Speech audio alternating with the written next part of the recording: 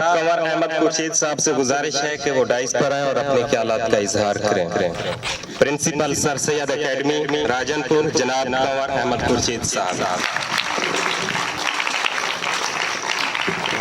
बिस्मिल्लाहिर्रहमानिर्रहीम। सबसे पहले तो मैं मोहतरम आज़म दरिशक साहब का शुक्रगुजार हूँ और दिल इंतहाई अपनी दिल की गहराइयों से मशकूर हूँ कि उन्होंने मुझे इतनी ज़बरदस्त और पुरवकार तकरीब में इनवाइट किया, मदऊ किया और इतने बावकार लोगों में बैठने का, इतने बासलाहियत और बाशऊर बच्चों को समाअत करने का मौका फराहम किया।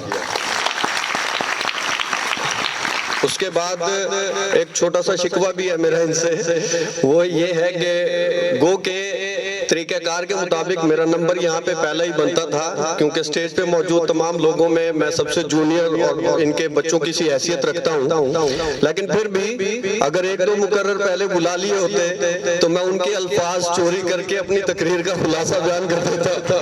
खैर, कोशिश करता हूँ कि यहाँ पे अपने अल्फाज से आप लोगों को कुछ अच्छा सुनने को फराहम कर सकूँ। 14 अगस्त 1947 जश्न आज़ादी यकीनन जिंदा कौमें ही मनाया करती हैं, और एक फर्क है सिर्फ कि जिंदा कौमें सिर्फ जश्न आज़ादी मनाया नहीं करती, जश्न आज़ादी की रूह को समझने और उसको लोगों में उजागर करने की सलाहियत भी रखती है। हमें कम से कम 14 अगस्त पे अपने आप से ये वादा या ये अहद लेना चाहिए कि जिस रूह के मुताबिक पाकिस्तान का क्या अमल में लाया गया था, क्या हम उन अकायद और उन उसूलों पर कारबंद हैं, क्या हमारी जिंदगी उन उसूलों के मुताबिक गुजर रही है। एक मिली नगमा यहाँ पे जब मैं आया तो वो चल रहा था कि ये वतन हमारा है, हम है पासबान इसके। पासबान के लफ्जी मानी है रखवाला के, निगहबानी करने वाला, हिफाजत करने वाला। तो क्या हम रखवाले हैं इस मुल्क के? हम निगहबान बनने का फर्ज अदा किया है, या हमने सिर्फ अपनी अफवाज को ही निगहबान समझा हुआ कि वही बस बॉर्डर पे बैठेंगे बंदूक उठा के और इस मुल्क की हिफाजत करते रहेंगे। बहैसियत पाकिस्तानी शहरी, इस मुल्क के शहरी होने की हैसियत से, किसी भी मुल्क के, किसी भी रियासत के शहरी होने की हैसियत से, उस रियासत के हर शहरी का लाशऊर में ये वादा होता है अपनी रियासत से कि मैं इसका वफादार, इसका रखवाला, इसका पासदार रहूंगा। तो बहैसियत पाकिस्तानी और मुसलमान के मुझे ये लगता है कि हम अपना फर्ज इस मुल्क में अदम बर्दाश्त का खात्मा करके, फिरका वारियत का, लिसानियत का खात्मा करके हम इस मुल्क के हकीकी रखवाले होने का सबूत फराहम कर सकते हैं।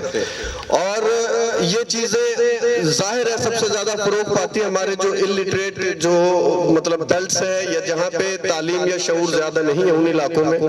तो यहाँ इन बच्चों को देख के आज बेहद खुशी हुई और मैं यहाँ पे जिक्र करूंगा कायदे आज़म की 11 अगस्त 1947 की तकरीर का, जिसमें उन्होंने कहा था कि आप सब आजाद हैं अपने मंदिरों में जाने के लिए, आप सब आजाद हैं अपनी मस्जिदों में जाने के लिए, और या किसी भी और किस्म की इबादत गाहों में जाने के लिए। आपका मजहब क्या है, आपका अकीदा क्या है, मुमलिकत का इससे कोई सरोकार नहीं। आप देखेंगे ये अल्फाज, मैं 14 अगस्त के हवाले से हर इंसान थोड़ा सा प्रिपेयर होता है कि किसी भी फंक्शन में किसी जगह 1 अगस्त से तैयारियां शुरू हो जाती हैं। तो एक सवाल ये जहन में गूंजता था मेरे, तो मैंने उस हवाले से कुछ स्केचेस थे जहन में जो बने हुए थे ऑलरेडी। आजम साहब की मेहरबानी, इन्होंने मौका दिया एक्सप्रेस करने का। तो उन्होंने कहा कि आप देखेंगे कि कुछ अरसे के बाद हिंदू नहीं रहेगा, मुसलमान नहीं रहेगा, लेकिन सियासी मानो, मजहबी मानो में हर किसी का जाती अकीदा है, क्योंकि वो एक ही रियासत के बराबर के शहरी होंगे। तो आज मेरा सवाल यहाँ पे ये है अपने आप से, अपने मौज़ेज़ीन महफिल से, मेरे बुजुर्ग हैं ये सब, इनसे मैं अपने बुजुर्गों के बारे में बहुत कुछ सुनता आया हूँ, गायबाना इनकी शख्सियत से बहुत कुछ सीखा है मैंने। इन सब से ये सवाल है कि क्या हमने, जहां हमारे जो लीडर थे कायदे आज़म, वो पाकिस्तान में हिंदू और मुस्लिम को एक करने की बात कर रहे थे, उनका नजरिया ये था, इस बुनियाद पे वो पाकिस्तान को लेके चल रहे थे। तो आज तो देवबंद बरेलवी को बरेलवी, अहले हदीस को अहले हदीस, शिया को शिया, सुन्नी को हम एक दूसरे को तस्लीम करने को तैयार नहीं। तो کیا ہم نے ان کے نظریے کی ان کی بقا رکھی, ان کا کچھ لحاظ رکھا کہ جس نظریے پہ پاکستان آیا تھا, پاکستان بنایا گیا تھا کہ یہاں پہ تمام مذاہب کے لوگ محبت اور یکجہتی کے ساتھ زندگی گزار سکیں گے. تو آج کے دن میرا یہ پیغام بھی ہے آپ لوگوں کو, اپنے آپ کو, کہ انشاءاللہ ہم یہ عہد کریں گے کہ ہم اکٹھے اسی سوچ کے مطابق آگے زندگی گزاریں.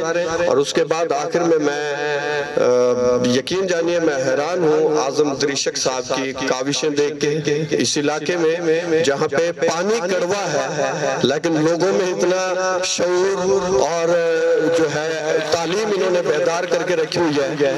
یہ ابھی اعظم صاحب بیٹھ کے کہہ رہے تھے کہ یہ صلاحیتیں بچوں کی ہوتی ہیں لیکن انہیں نکھارنا بس پڑتا ہے ہمیں تھوڑا سا. تو جوہری جانتا ہے سر ہیرے کی قدر. آپ کو میں سلوٹ پیش کرتا ہوں کہ آپ نے اس علاقے میں اتنی آپ کی کاوشیں ہیں کہ اس قدر بچوں کو نکھارا ہوا ہے. اور خاص طور پہ جو بچہ انگلش میں سپیچ کر کے گئے یہاں پہ, اردو والے بھی بہت زبردست تھے, ایکسنٹ ان کا لہجہ, ان کا طریقہ کار. اور جو انگلش میں تقریر کر کے وہ اس لیے نہیں کہ وہ انگلش زبان مطلب کوئی ہمیں کوئی انگلش نہیں آتی تو ہمیں کچھ نہیں آئے گا, لیکن جو اس کی روانی تھی, جو فلوئنسی تھی, جس طرح سے وہ انگلش بول رہا تھا, یہ نہیں لگ رہا تھا کہ اس نے رٹا لگایا اس چیز کو, وہ سمجھ کے بول رہا تھا, جو مطلب بڑی خوشی کی بات ہے. تھینک یو آل, اور بڑی مہربانی سر آپ نے مجھے یہاں پہ موقع دیا. شکریہ.